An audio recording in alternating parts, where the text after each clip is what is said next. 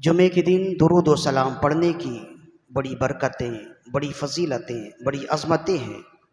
قبل اس کے کہ گفتگو کا آغاز کیا جائے، ایک مرتبہ بلند آواز سے اپنے آقا و مولا صلی اللہ علیہ وآلہ وسلم کی بارگاہ میں درود و سلام کے نذرانے پیش کیجیے۔ اللہم صلی علی سیدنا و مولانا محمد طب القلوب و دوائها وعافیت الابدان و شفائها ونور الابصار و ضیائها وروح الارواح و غذائها وعلی آلہ و اصحابہ وبارک وسلم۔ ماہ محرم الحرام اسلامی سال کا پہلا مہینہ ہمارے درمیان ہے، اور محرم الحرام کا عشرہ اول یعنی اس کے ابتدائی 10 دن بہت ہی اہمیت والے ہیں۔ تو ہونا تو یہ چاہیے کہ محرم الحرام ایسا مقدس اور پاکیزہ مہینہ، اور اس مہینے کی 10 تاریخ جسے یوم عاشوراء کہتے ہیں اور یوم عاشور بھی کہتے ہیں، ہونا تو یہ چاہیے کہ جب یہ اتنا مقدس مہینہ اور یوم عاشور پاکیزہ دنوں میں سے اللہ کا عظیم ترین پاکیزہ دن ہے، تو اس میں خوب اللہ کی بندگی کی جائے اور اللہ کو راضی کرنے کے سامان کیے جائیں۔ لیکن شیطان اپنے کاموں میں بھی لگا ہوتا ہے، اور ان دنوں ہم دیکھتے ہیں کہ طرح طرح کے میلے ٹھیلوں کا سما ہوتا ہے، طرح طرح کی بدعات میلے ٹھیلے اپنائے جاتے ہیں، جس کے نتیجے میں اللہ تعالیٰ کی رضامندی تو نہیں لیکن یقیناً اللہ تعالیٰ کی ناراضگی ضرور ہو جاتی ہے۔ تو ایک مسلمان کو ان دنوں میں کیا کرنا چاہیے وہ بتائیں گے۔ سب سے پہلے تو یہ سمجھ جائیں، محرم الحرام کی 10 تاریخ اسے یوم عاشور کہتے ہیں، اور عاشور کا معنی ہوتا ہے 10، عشرۃ کا معنی ہوتا ہے 10۔ تو عاشورہ کو عاشورہ کہنے کی ایک وجہ تو یہ ہے کہ یہ محرم الحرام کی 10 تاریخ ہے، اور عاشورہ کو عاشورہ کہنے کی دوسری وجہ یہ ہے کہ یہ وہ عظیم دن ہے کہ اس دن میں اللہ تعالیٰ نے اپنے انبیاء کرام میں سے 10 انبیاء کرام پر 10 طرح سے انعامات عطا فرمائے۔ اس وجہ سے ان 10 انعامات کی طرف نسبت کرتے ہوئے اس دن کو یوم عاشور کہتے ہیں۔ چنانچہ امام بدر الدین العینی الحنفی رحمۃ اللہ علیہ نے لکھا یوم عاشور کے بارے میں، فرمایا کہ حضرت آدم علیہ السلام کی توبہ اسی دن قبول ہوئی، حضرت نوح علیہ السلام کی کشتی جودی پہاڑ پہ رکی اسی دن، حضرت ابراہیم علیہ السلام کی پیدائش ہوئی اسی دن، حضرت موسیٰ علیہ السلام کو فرعون سے نجات عطا دی گئی اسی دن، حضرت عیسیٰ علیہ السلام آسمان پر اٹھا لیے گئے اسی دن، حضرت ادریس علیہ السلام آسمان پر اٹھا لیے گئے اسی دن، حضرت یونس علیہ السلام کو مچھلی سے نجات ملی اسی دن، اور حضرت سلیمان علی نبینا و علیہ الصلاۃ والسلام کو بادشاہت عطا کی گئی اسی دن، حضرت یوسف علیہ السلام اپنے والد سے ملے اسی دن، اور ہمارے پیارے آقا محمد الرسول اللہ صلی اللہ علیہ وآلہ وسلم کو اللہ کی جانب سے کل امت کی بخشش کا وعدہ دیا گیا اسی دن۔ تو یہ 10 انبیاء کرام پر 10 انعامات ہیں۔ تو مطلب یہ ہے کہ واقعہ کربلا سے پہلے ہی یہ دن بہت ہی عظیم ہے، اور پھر ایک روایت میں یہ ہے کہ 10 محرم الحرام اور جمعہ کا دن ہی ہوگا جب قیامت قائم ہوگی۔ تو یہ دن تمام دنوں میں افضل ترین دن ہے ماہ رمضان المبارک کو چھوڑ کر۔ تو ہونا تو یہ چاہیے کہ اس دن میں خوب اپنے رب سے دعائیں کی جائیں، بخشش طلب کی جائے، اور ان 10 انبیاء کرام کا صدقہ مانگا جائے، ان 10 انبیاء کرام کے وسیلے سے اپنے رب سے دعا کی جائے کہ یا اللہ جیسے تو نے اپنے پسندیدہ انبیاء کرام کو، اپنے پیغمبروں کو اس دن میں انعامات عطا فرمائے، تو اس دن کے صدقے، ان انعامات کے صدقے ہماری بھی بخشش فرما۔ برستا نہیں دیکھ کر ابر رحمت، بدوں پہ بھی برسا دے برسانے والے۔ لیکن ایسا ان ایام میں بہت کم ہوتا ہے، بہت کم ایسے لوگ ہیں جو اس دن میں اس طرح کی بندگی کریں، اپنے رب کو راضی کرنے کی کوشش کریں۔ اکثر و بیشتر لوگوں کے ذہن میں یہ دن فقط کھانے پکانے کے دن ہیں، میلے ٹھیلے کے دن ہیں۔ تو ان ایام میں ایک مسلمان کو کیا طریقہ اختیار کرنا چاہیے؟ تو اس کے لیے کوئی الجھی ہوئی بات نہیں ہے۔ قرآن مجید نے 2 لفظوں میں ارشاد فرمایا، لقد کان لکم فی رسول اللہ اسوۃ حسنہ، بے شک تمہارے لیے رسول اللہ صلی اللہ علیہ وآلہ وسلم کی زندگی بہترین مشعل راہ ہے۔ مطلق اسوہ تو زندگی کے حالات کو کہتے ہیں، لیکن اسوہ حسنہ ایسی شخصیت کی زندگی کو کہتے ہیں جس کی زندگی کا ہر لمحہ قابل تقلید ہو، اس کا سونا بھی قابل تقلید ہو، اس کا چلنا بھی قابل تقلید ہو، اس کا محبت کرنا بھی قابل تقلید ہو، اس کا اظہار غضب کرنا بھی قابل تقلید ہو، عام حالات زندگی بھی اس کے لیے، امت کے لیے نمونہ ہو، حالت غضب کے حالات بھی امت کے لیے نمونہ ہوں۔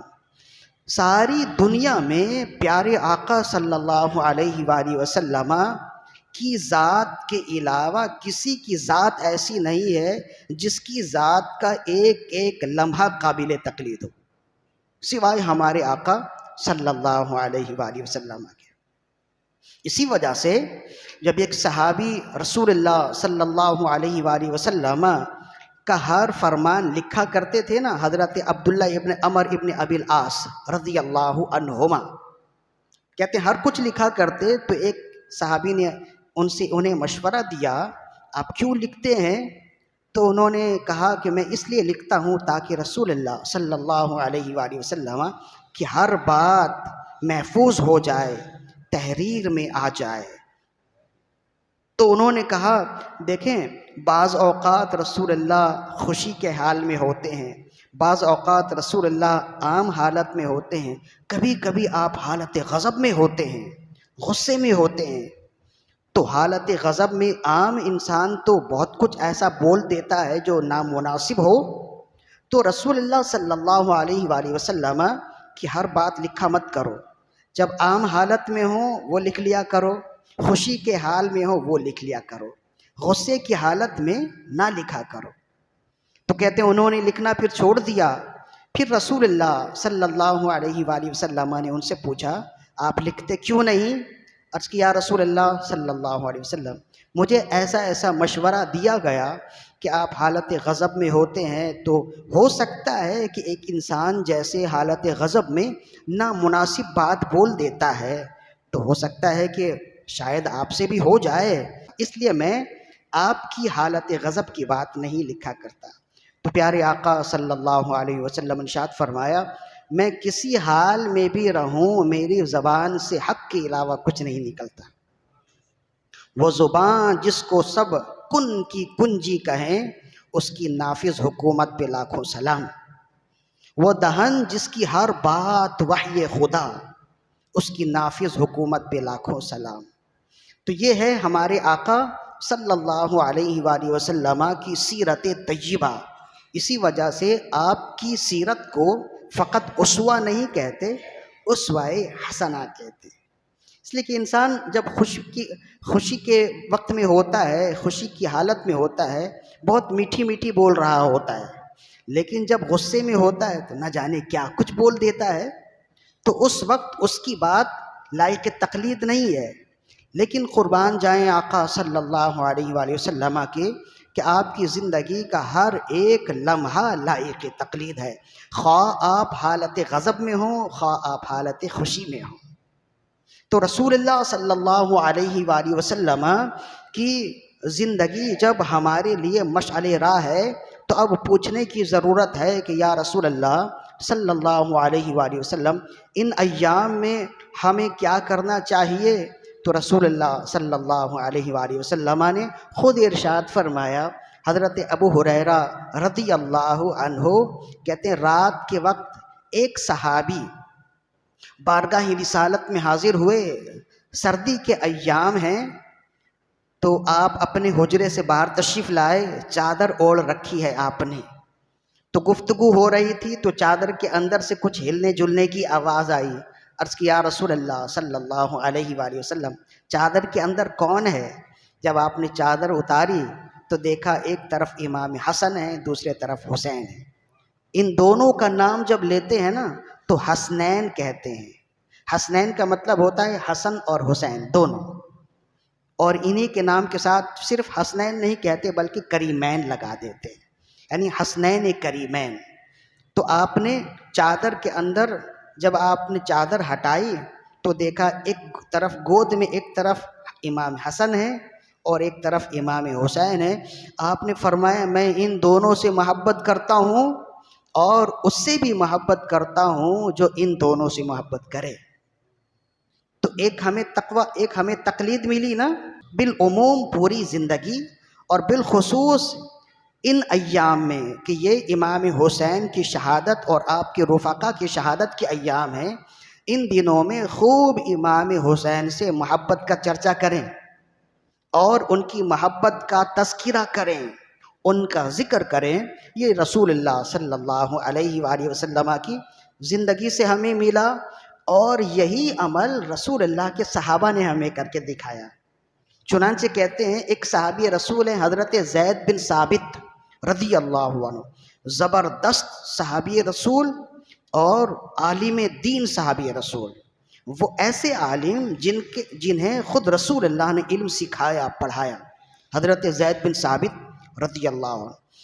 ان کے علم کی گہرائی، فقاہت اور رسول اللہ کا ان پر اعتماد ایسا تھا کہ جب رسول اللہ صلی اللہ علیہ وسلم کا وصال ہوا اور قرآن اس وقت تک جمع نہیں ہوا تھا، کسی کے پاس کوئی آیت لکھی ہوئی ہے، کسی کے پاس کوئی آیت لکھی ہوئی ہے، حضرت ابوبکر صدیق رضی اللہ عنہ نے یہ ارادہ کیا کہ اگر اسے یوں ہی چھوڑ دیا جائے تو حفاظ تو ہیں، ابھی بہت سے حفاظ ہیں، لیکن ڈر یہ ہوا کہ جنگ یمامہ میں 400 سے زیادہ حافظ قرآن صحابہ کرام شہید ہو گئے۔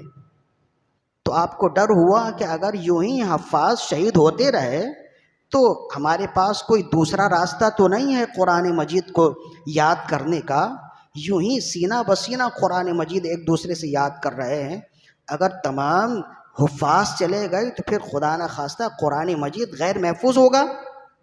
تو پھر آپ نے اس کو جمع کرنے کا ارادہ کیا، اور جمع کرنے کا جب ارادہ کیا تو اعلان کیا کہ جس کے پاس قرآن کی جو آیت یاد ہے وہ بھی لے آئے، کہیں لکھا ہوا ہے قرآن مجید کی کوئی آیت ان کے پاس لکھی ہوئی ہے وہ بھی لے آئیں۔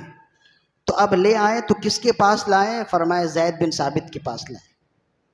اب یہ مسجد کے صحن میں بیٹھ گئے، ان کے ساتھ 2 صحابی اور ہیں، یہ خود حافظ ہیں اور 2 صحابی ہیں جو خود حافظ ہیں، اور جو بھی آئے اپنے ساتھ 2 گواہ لے کر آئے کہ میں نے خود رسول اللہ سے یہ آیت سنی ہے اور رسول اللہ نے جب یہ آیت پڑھی تو میں نے اسے لکھا ہے۔ اور پھر حضرت زید بن ثابت خود حافظ ہیں، وہ جانتے ہیں کہ یہ قرآن مجید کا حصہ ہے کہ نہیں ہے، تو آتے رہے ایک ایک کر کے اور قرآن مجید کی آیت وہ لکھتے رہے، یوں قرآن مجید پورا جمع ہوا۔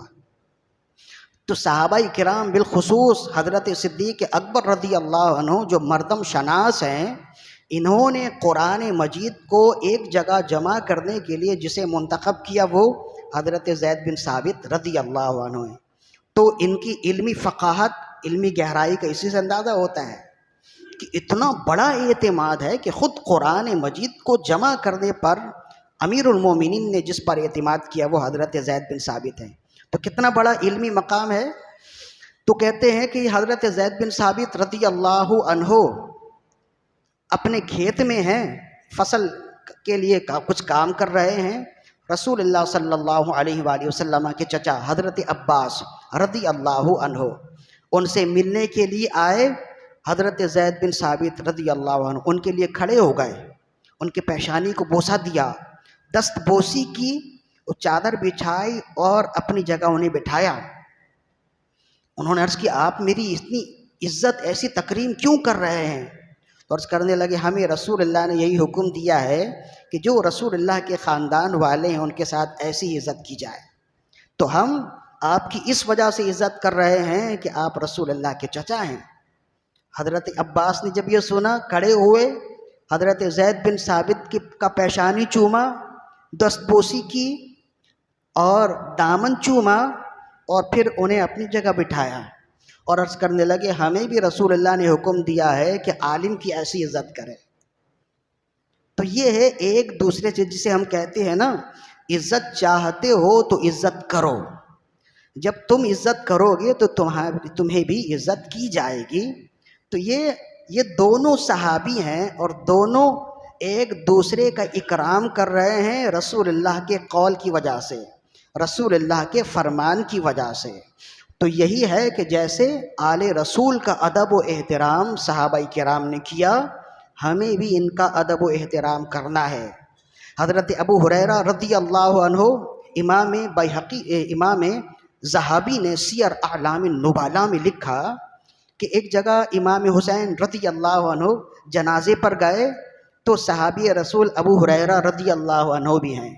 ان کی مہارت علمی اور ان کا علمی مقام کوئی کسی سے مخفی ہے؟ ابو ہریرہ جو حدیث اٹھائیں ان ابی ہریرہ آتا ہے۔ تمام صحابہ میں سب سے زیادہ حدیث روایت کرنے والے ابو ہریرہ ہیں، 5000 سے زیادہ حدیث ان سے روایت ہے، ان سے زیادہ کسی سے حدیث روایت نہیں ہے۔ تو کتنے بڑے محدث ہیں۔ تو کہتے ہیں جنازے پر گئے، امام حسین رضی اللہ عنہ بھی اسی جنازے میں ہے۔ تو لوگ کہتے، راوی روایت کرتے، ہم نے دیکھا جنازے سے فارغ ہوئے تو حضرت ابو ہریرہ رضی اللہ عنہ کو دیکھا امام حسین کے پاؤں سے مٹی جھاڑ رہے ہیں اور ان کے ناف پہ بوسہ دیا اور عرض کرنے لگے کہ رسول اللہ صلی اللہ علیہ وسلم کو میں نے ایک بار نہیں کئی بار دیکھا ہے وہ آپ کے ناف پہ بوسہ دیتے تھے۔ تو یہ ہمارے آقا صلی اللہ علیہ وآلہ وسلم کے فرمان کے مطابق صحابہ کا عمل تھا۔ تو اب ہمیں نے کیا کرنا ہے؟ ساری زندگی ان سے محبت کریں، بالخصوص یہ ایام شہدائے کربلا کے ہیں، امام حسین کی شہادت کے ایام ہیں۔ تو ان دنوں امام حسین اور آپ کے جملہ رفقا تک کا تذکرہ بھی کیا جائے اور ان سے محبت کی جائے ایک۔ اور پھر دوسرا یہ ہے کہ یہ ایام جیسے میں نے پہلے بیان کیا کہ یہ بہت اہم ایام ہیں۔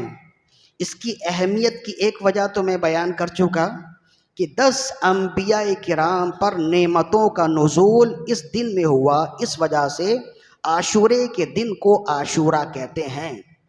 اور جب رمضان کے روزے فرض نہیں ہوئے تھے نا، اس سے پہلے یوم عاشور کا روزہ فرض تھا، جس سے اس کی اہمیت کا اندازہ ہوتا ہے۔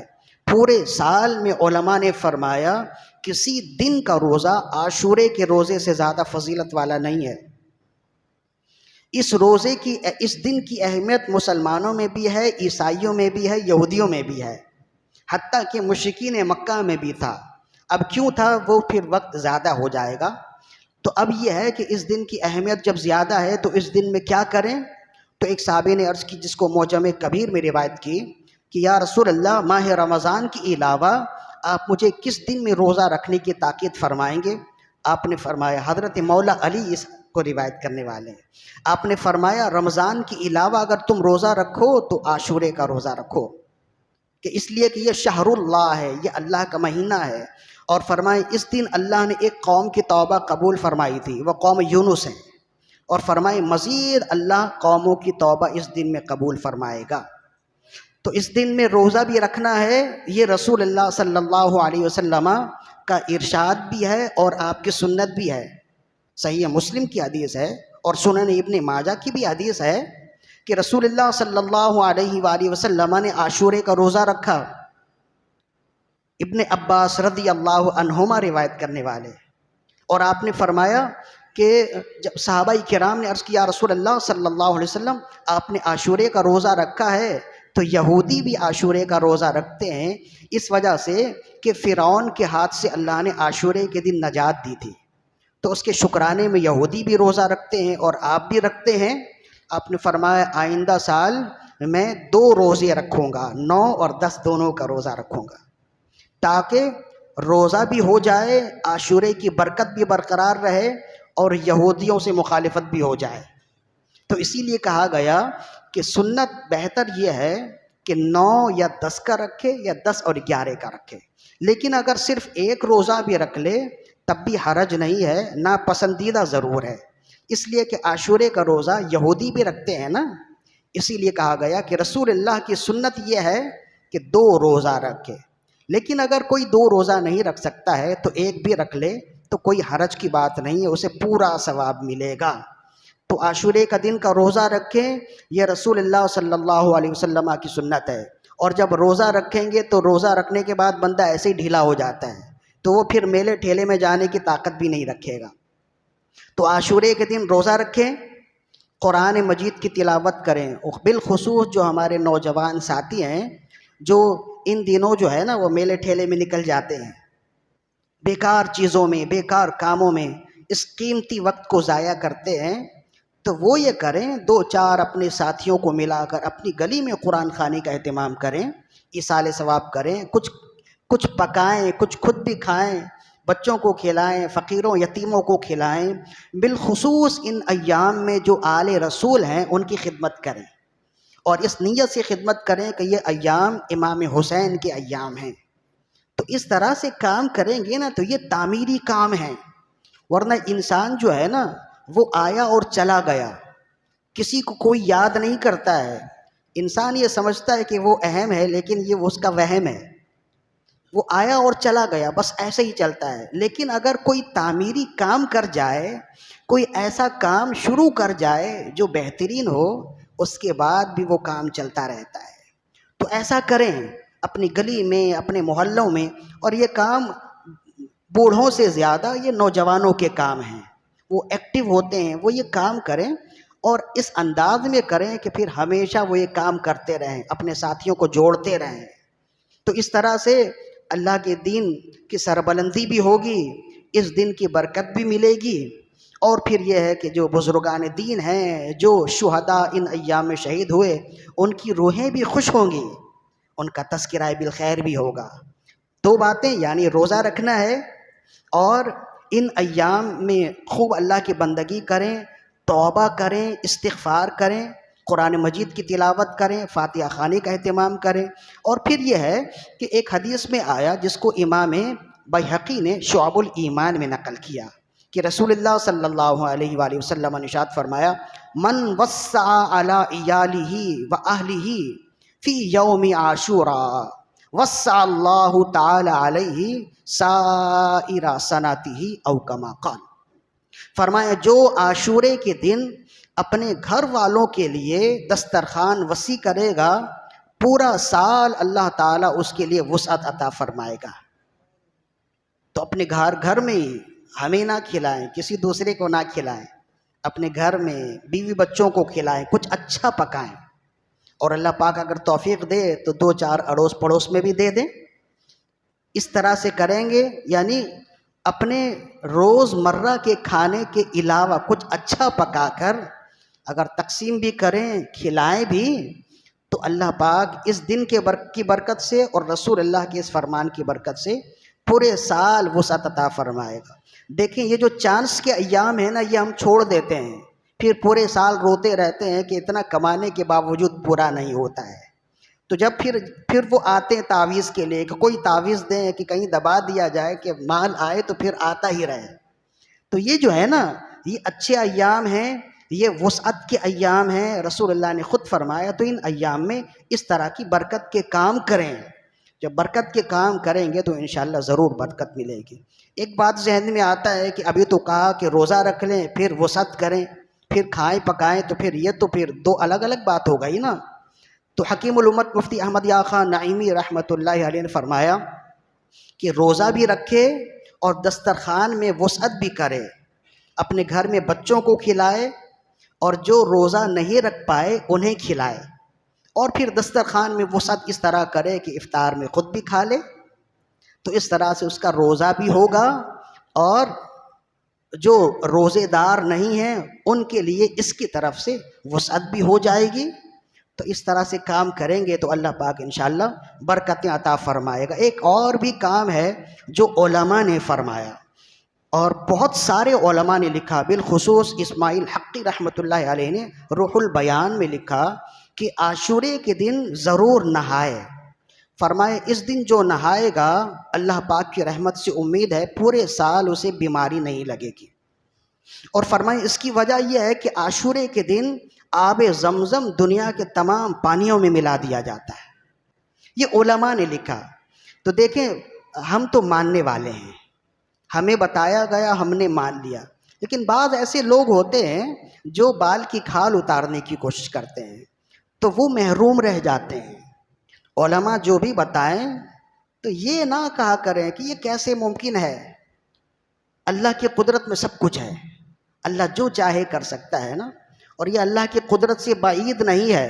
تو جب اللہ کی قدرت سے بعید نہیں ہے تو مان لینے بھی بھلائی ہے، نہ مانے اور اگر ایسا ہو تو پھر اب گناہ گار بھی ہوں گے نا، بے فائدہ بھی ہوں گے۔ تو اسے مان لینا چاہیے۔ ہر بات کو عقل کے پیمانے میں تولنا بسا اوقات گمراہی لاتی ہے۔